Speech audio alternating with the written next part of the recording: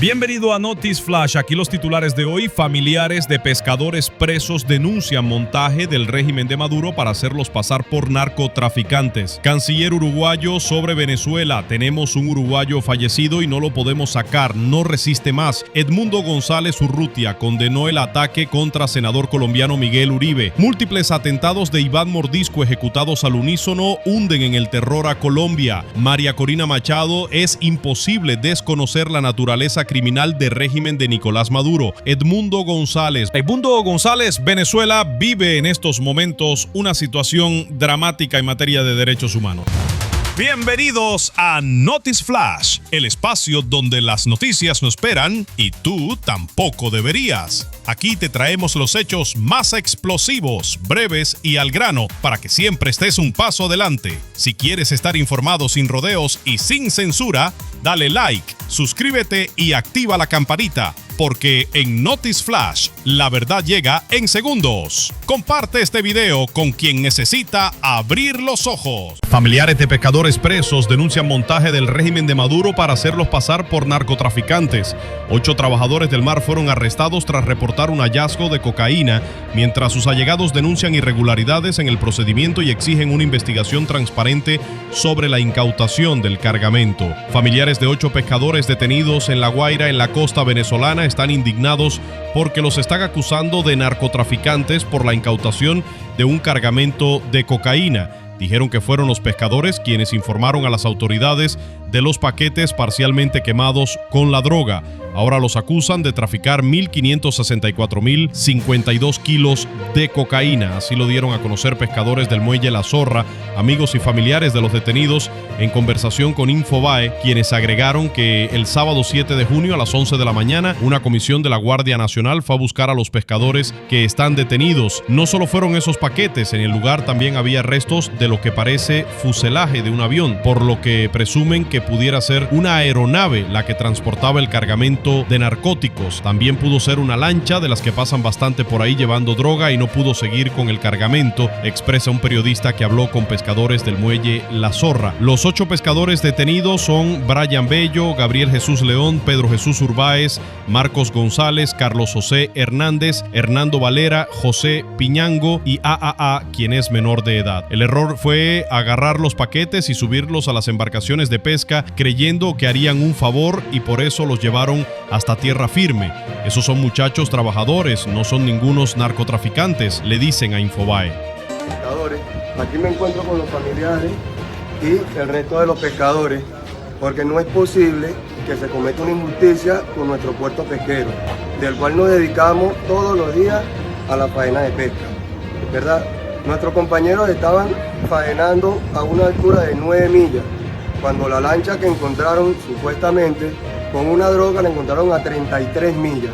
O sea, es imposible que esas coordenadas concuerden unas con otras.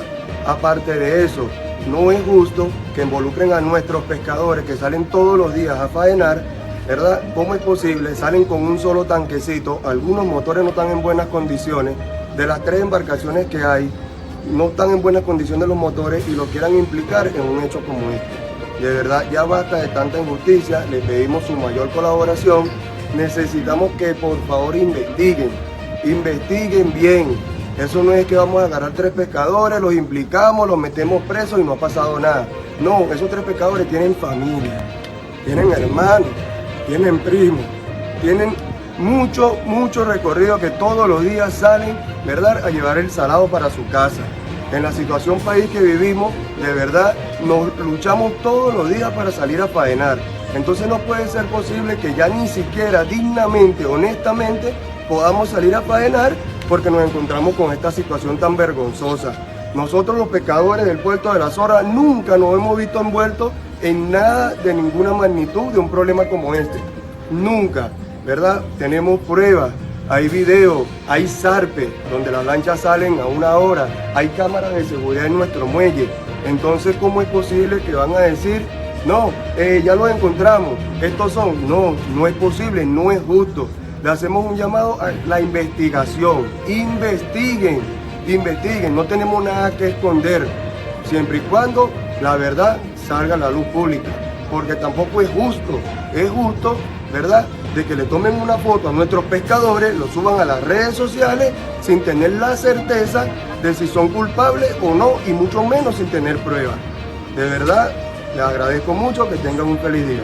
En otra información, canciller uruguayo sobre Venezuela: tenemos un uruguayo fallecido y no lo podemos sacar, no resiste más. El ministro de Relaciones Exteriores, Mario Lubetkin, asegura que el vínculo diplomático con Venezuela tiene un estatus extraño y señala que hace falta un mecanismo consular. El canciller de Uruguay, Mario Lubetkin, habla la semana pasada con la pareja de Fabián Buglione, el uruguayo estadounidense que está detenido en Venezuela por el régimen de Nicolás Maduro. El país se puso a disposición de la familia, pero las dificultades en el vínculo diplomático entre los estados genera problemas. Uruguay no tiene demasiada información sobre el uruguayo que llegó el 19 de octubre a Venezuela a visitar a su novia cuando fue detenido, según aseguró Lubetkin en entrevista con El Observador. Los datos oficiales son que Buglione está en la cárcel de El Rodeo 1 en el estado de Miranda, a donde el régimen de Maduro ha enviado a varios presos políticos. Sabemos que la señora de Buglione está en contacto tanto con nosotros como con el Departamento de Estado de Estados Unidos. Nos pusimos a su disposición para ver qué posibilidades teníamos de respaldarla a ella. Finalmente es un uruguayo detenido en otro país, señaló el ministro de Relaciones Exteriores del gobierno de Yamandú Orsi. Sin embargo, las posibilidades de avanzar son pocas por el prácticamente nulo vínculo diplomático que existe entre los países. Tenemos la dificultad de no tener un mecanismo consular con Venezuela. Hace 2 semanas tenemos un uruguayo fallecido en Caracas y no lo podemos sacar. Eso no resiste más de nuestro lado ni de los venezolanos. ¿Cuántos casos más habrá de situaciones de miles de venezolanos que hay acá?, dijo el canciller en la entrevista que se publicó este sábado. Lubetkin dijo que el vínculo entre los dos países tiene un estatus extraño porque si bien las relaciones diplomáticas no se rompieron, las embajadas están cerradas. Estamos buscando un camino que nos permita afrontar los temas consulares, entendiendo que nosotros no vamos a cambiar nuestra posición de no reconocimiento de los resultados de las últimas elecciones, señaló el ministro. El gobierno de Orsi ha tomado algunas definiciones diferentes en comparación al de Luis Lacalle Pou. El presidente anterior resolvió enviar un embajador a Venezuela con el argumento de que el vínculo es con el Estado, más allá de los gobiernos. El gobierno actual, sin embargo, prefiere no mandar un representante a ese país. No, embajador no, respondió Lubetkin ante la consulta de si se analiza designar a alguien allí. Estamos buscando un mecanismo consular que no signifique cambiar la posición del no reconocimiento de los resultados de las últimas elecciones presidenciales. Desde el punto de vista de la práctica diplomática, existen mecanismos para afrontar los temas ciudadanos sin tener necesariamente un embajador. Embajador es reconocimiento, amplió el canciller.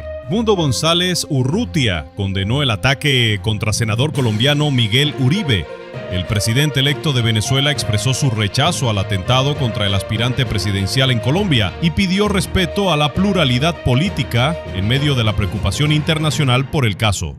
El presidente electo de Venezuela, Edmundo González Urrutia, condenó enérgicamente el ataque sufrido por el senador colombiano y aspirante presidencial Miguel Uribe. Durante una entrevista en Radio Mitre, González Urrutia calificó el atentado como un hecho repudiable y expresó su deseo de pronta recuperación para el senador. Manifestando su preocupación, afirmó seguir de cerca el desarrollo del suceso. Además de sus declaraciones públicas, González Urrutia se pronunció previamente a través de su cuenta en la red social X, donde expresó su rechazo absoluto frente al atentado político.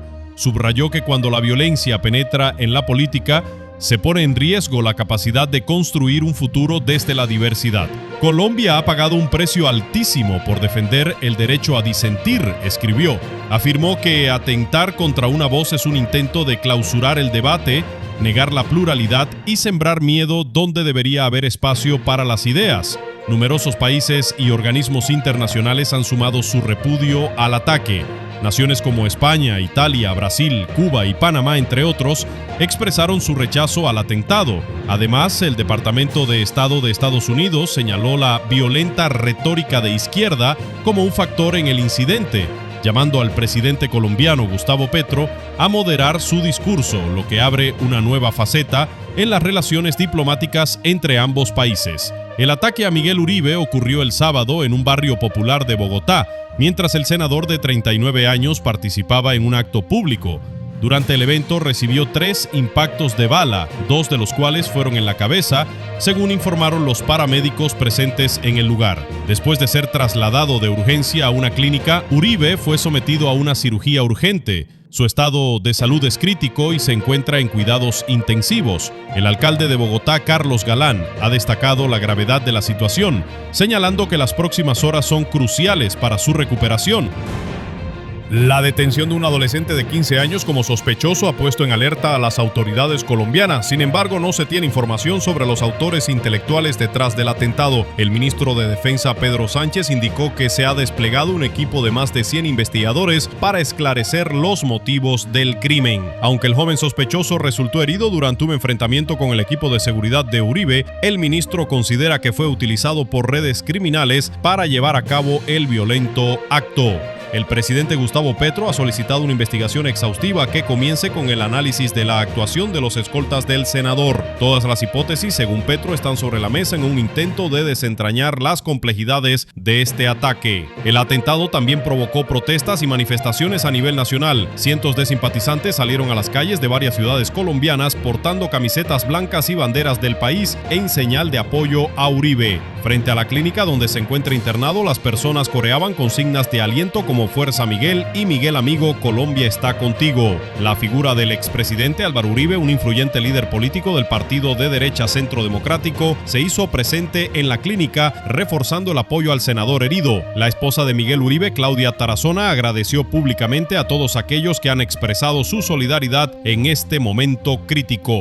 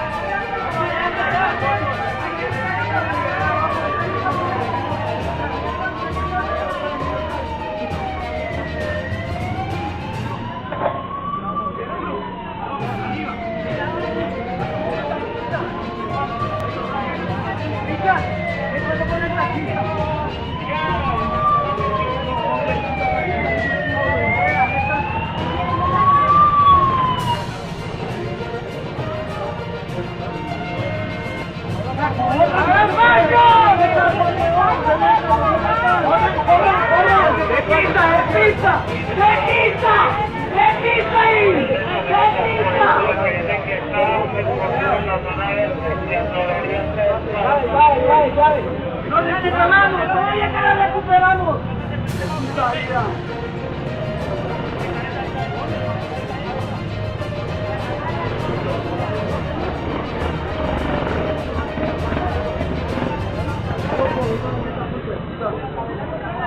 Levántela ahí, siga comando, siga.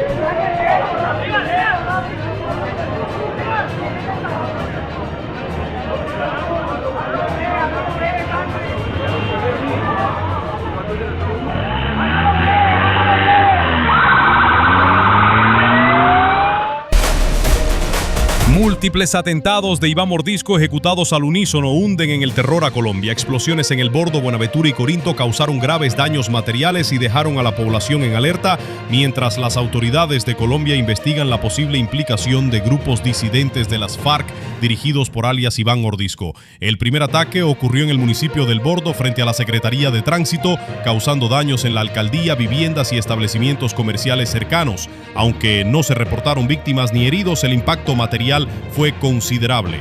De acuerdo con la información disponible, el segundo atentado tuvo lugar en Corinto, al norte del Cauca, donde otro carro bomba fue detonado a una cuadra del parque principal. Al igual que en el primer incidente, no se registraron personas lesionadas, pero el evento generó alarma entre los habitantes de la zona. En ambas localidades, las autoridades investigan la posible responsabilidad de las disidencias de las FARC, específicamente del grupo conocido como Iván Mordisco, que opera en esta región del país. Por otro lado, en uno de los videos difundidos en redes sociales, en donde se ve el daño material tras las explosiones, también se puede escuchar disparos, lo que indicaría que también hubo enfrentamientos entre las autoridades locales y miembros del grupo criminal. Un tercer ataque explosivo se registró en la mañana del 10 de junio, esta vez en la ciudad de Buenaventura, en el CAI del Pailón.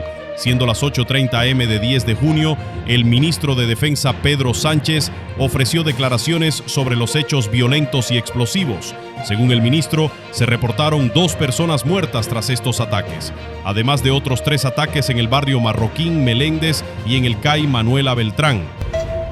María Corina Machado, es imposible desconocer la naturaleza criminal del régimen de Nicolás Maduro. La líder de Venezuela, María Corina Machado, denunció que a estas alturas es imposible desconocer la naturaleza criminal del régimen de Nicolás Maduro, ni puede haber espacio ni dudas sobre las violaciones de derechos humanos en Venezuela. Durante su participación en el foro Venezuela, Memoria y Justicia, desde la sede del Parlamento Europeo, Machado precisó que desde 2014 se han realizado más de 18.000 detenciones arbitrarias por motivos políticos en Venezuela. Más de 2.000 fueron capturados después de las elecciones del 28 de julio y entre los que lograron salir del cautiverio, miles han sido sometidos a regímenes de presentación. También afirmó que, por si fuera poco, el número de ejecuciones extrajudiciales que tuvieron lugar entre 2010 y 2022 se estiman en más de 20.000. González Urrutia, estimados eurodiputados, líderes sociales y demás autoridades presentes,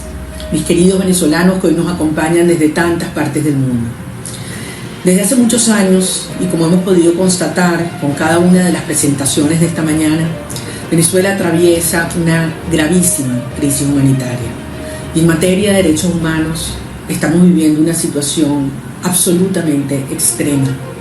Yo quiero insistir en varias de las cifras, de los datos que fueron presentados en el transcurso de este evento. Como sabemos, el Foro Penal establece que hay 927 presos políticos en nuestro país. Más de 200 de ellos son miembros de organizaciones políticas, 100 de nuestro propio partido 20 Venezuela.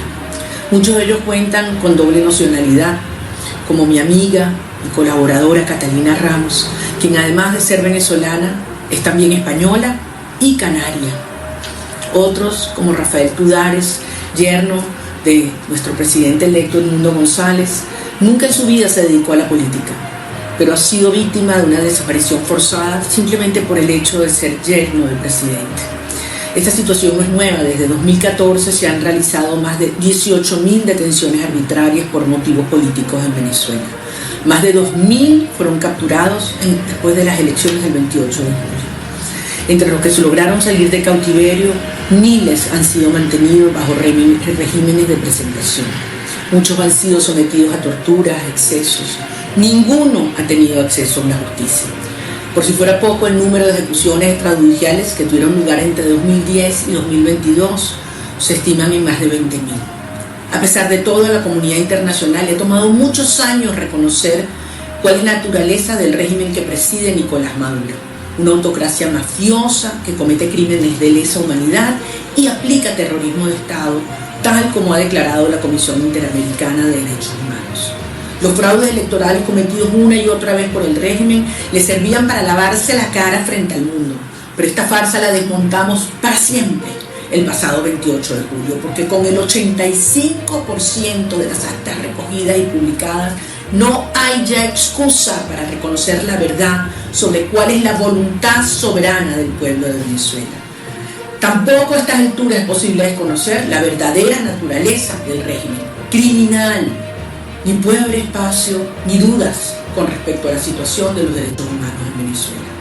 La información que se ha copiado es tan inmensa, la que han organizado y presentado las organizaciones de derechos humanos, que sobra evidencia al respecto.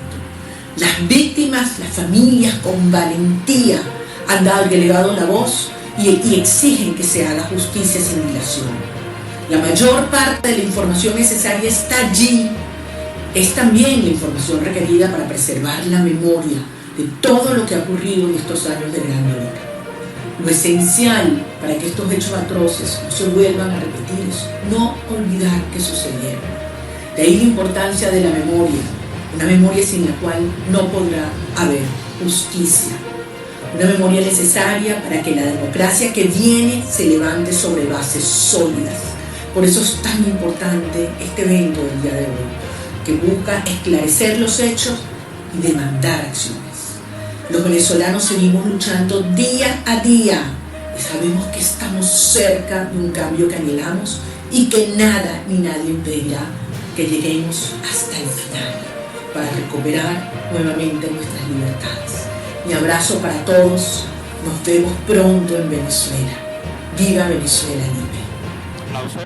Edmundo González Venezuela vive en estos momentos una situación dramática en materia de derechos humanos. El presidente electo de Venezuela, Edmundo González, aseguró este martes 10 de junio que Venezuela vive en estos momentos una situación dramática en materia de derechos humanos. Quienes hoy usurpan las instituciones del Estado no hacen más que la reiterada violación de los derechos humanos y la perpetración de crímenes en lesa humanidad. Como consecuencia de ello, Venezuela está sumida hoy en una ola de terror generalizado, expresó desde la sede del Parlamento Europeo en el foro Venezuela, Memoria y Justicia para alzar la voz por las víctimas de violaciones de derechos humanos en el país sudamericano. Necesitamos, sin embargo, que los organismos internacionales y las democracias del mundo reconozcan, condenen y penalicen los delitos, los crímenes de lesa humanidad que este régimen criminal comete dentro y fuera de Venezuela, apuntó en una intervención posterior en la sesión Venezuela, Memoria y Justicia con testimonios de familiares de presos políticos. Según el opositor, cada día cuenta porque no hay día en el que las víctimas y sus familiares dejen de sufrir ese inmenso dolor que afecta a cada vez y más personas. Los defensores de los derechos humanos se juegan la vida para dar a conocer la verdad de los hechos. El sistema de Naciones Unidas, a través de su Consejo de Derechos Humanos y la Corte Penal Internacional, ha avanzado en la tarea. Diversos gobiernos y parlamentos ejercen una presión importante sobre el régimen criminal de Venezuela, valoró González Urrutia. Agradeció profundamente la solidaridad recibida hasta ahora y la férrea determinación de quienes defienden siempre los valores y derechos fundamentales. Detengamos la comisión de estos crímenes y la prolongación de este sufrimiento. Evitemos también su expansión hacia otras latitudes, pidió. Tal como quedó reflejado durante esta mañana, Venezuela vive hoy una situación particularmente dramática en materia de derechos humanos. No hay familia venezolana, tanto dentro como fuera de nuestro país, que no se haya visto afectada, directa o indirectamente, por la coacción de un régimen brutal, empeñado en desmantelar el orden constitucional con el único fin de perpetuarse en el poder y expoliar las riquezas de la nación. Ante una sociedad como la venezolana, que contra viento y marea se mantiene firme y decidida a recuperar su democracia, la respuesta de quienes hoy usurpan las instituciones del Estado no ha sido otra que la de la reiterada violación de los derechos humanos y la perpetración de crímenes de lesa humanidad. Como consecuencia de ello, Venezuela está sumida hoy en una atmósfera de terror generalizado. Múltiples órganos de represión trabajan sin cesar para silenciar a la sociedad. Las manifestaciones de protesta son perseguidas. La prensa ha sido clausurada. En Venezuela existe ya una serie de patrones represivos extremadamente preocupantes.